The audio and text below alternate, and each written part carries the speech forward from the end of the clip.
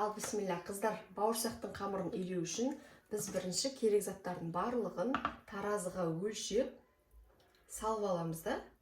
Потом қамыр илейтін режиміне қойып илеп алсақ болады. Ал егер сізде термомикс жоқ болатын болса, мына мен айтқан рецепт бойынша өзіңіз үйде жасасаңыздар болады. Бірақ қамырды ұзағырақ илеу керек. Термомикс мысалы 2 минут тоқтамай илейді ғой, өте жақсы июі қанғаннан кейін ол бауырсақ өте дәмді, жеңіл болып, воздушный болып піседі. Сол секілді сізде қолыңызбен ерінбей жақсылап илесеңіз, өте дәмді бауырсақ болады. Керек заттардың барлығын описанияға жазып қоямын. Осында да мына жерге бірінші 200 мл сүтімізді құямыз. Термомикстің өзінің ішінде таразысы бар, сондықтан сразу осының ішіне өлшей береміз. Плюс-минус жүре береді, ешқандай да қорқатын ештеңесі жоқ. 200 грамм сүт, 200 грамм су қосамыз. 200 грамм су қосамыз.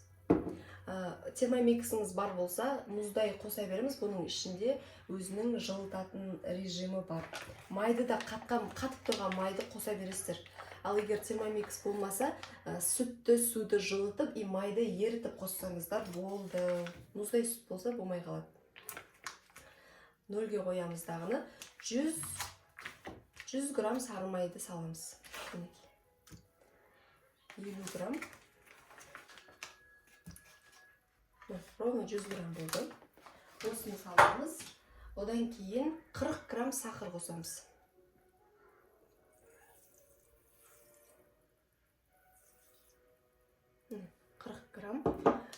Бір шай қасық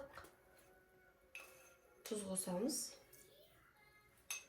Және жарты пачкадай дрожь қосамыз.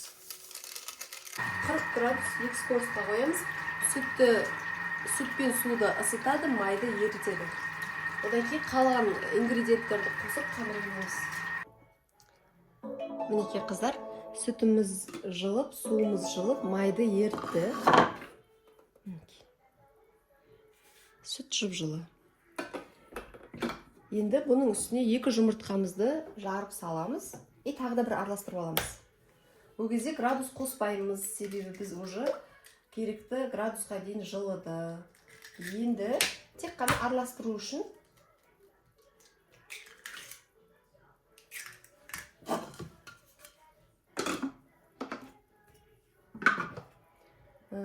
бір 10 секунд жетеді. Градус керек емес. Градус өзі 45 градуста тұр екен. Екінші скоростпен араластырып аламыз. Таразыны ашып, 900 граммдай ұн қосамыз. Плюс-минус, егер қолыңызға жабысып жататын болса, кішкене қоссаңыз болады. Но одан көп қосуға болмайды. Қамырыңыз қатты болып қалуы мүмкін. 86 қарап тұрамыз. Примерно 900 грамм болған кезде араластырамыз. Салайын.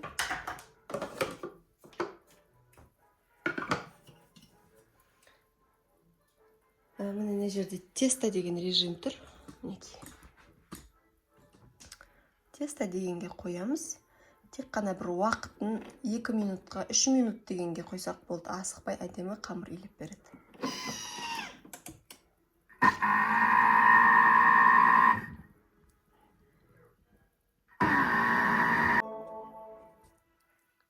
Қыздар, біздің қамырымыз иленіп дайын болды.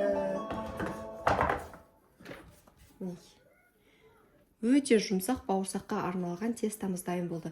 Енді осыны термомиксте қалдырып көтерілгенін күтсек те болады. Немесе мына егер термомиксті дәл пайдаланатын болсаңыз, мынаны бөлек ыдысқа салып, 1 сағат, 2 сағаттай көтерілгенін күтуіміз керек. Сол кезде күшті бауырсақ болады. Мен мынаны дәл қазір пайдаланайын деп тұрған жоқпын, сондықтан осының ішінде қалдырамын. Примерно 2 сағатта ештеңесін қоспаймыз, просто көтерілуін күтеміз. Термомиксті өшіріп қойсақ болады. 2 сағаттан кейін қайтып келем. Мінекей қыздар, қараңыздар, 1 сағаттың көлемі болды. Қандай керемет бауырсақтың қамыры ашыды. Енді осыны кішкене ұн сеуіп жіберіп, жайып, қызып тұрған майда пісіріп аламыз. Мына тестамыздан үлкен бір керсен бауырсақ шығады. Мен бұны қалай істейміз, 2-ге бөлемін. бір бөлігін қазір пісіремін, ал бір бөлігін пакетке орап холодильникке сап қоямын. Ештеңе қылмайды, ертең тағы да пісіруге болады. Сонда күніге ыстық бауырсақ. Әрине ерінбесеңіз, ал егер ерінем дейтін болсаңыз, бірден пісіріп тастасаңыз да бұл таусылам дегенше жұмсақ болып тұрады. Мен бауырсақты жайып пісіруге дайындаймын дегенше термомикс өзін жуа береді. Максимальный деген жеріне дейін су құясыздар. 2 капля, 1 капля средство құясыздар. Фейриларыңыздан құймасаңыздар да болады. Өзі жоғары скоростта айналдырып, жан-жағында тұрып қалған қамырлар, пышағына тұрып қалған қамырлардың барлығын жақсылап жуып береді. 5 минут немесе 8 минуттың ішінде жуып береді. Ал мен болсам жаңағы қамырымызды 2-ге бөлемін, біреуін пакетке салып, холодильникке салып қоямын. Ертең немесе арғы күні тағы да ыстық свежий бауырсақ пісіріп берем. Мына жерде сол жарты бөлігінің өзінен бір кішкентай шарамен бір шара бауырсақ дайын болады. Осындай пицца турайтыннан алып қойып, бауырсақты осымен кессеңіздер өте тез кесіледі. Ана нелеріңізде былғанбайды, кухняларыңызда былғанбайды, пышақпен кесілмейді. Майды қыздырып алып қарап тұрамыз. Енді бұл сүтке иленген бауырсақ болған соң тез піседі, тез көтеріледі. Екі жағын аударып отырып, демдеп пісіре қоямыз. Өте дәмді, өте тәтті, ұялмай кез келген қонағыңызды күтіп алып, кез келгенге мақтанышпен столдың үстіне қойып қоятын бауырсақтар болады ғой. Тез көтеріледі, тез піседі, өте дәмді. Мінекей жарты қамырының өзінен осынша бауырсақ шықты. Әлі жартысы бар, оны холодильникте сақтап 1-2 күннен кейін де пісірсеңіздер болады. Каналға жазылып, лайк басып, мына рецепті сақтап алыңыздар.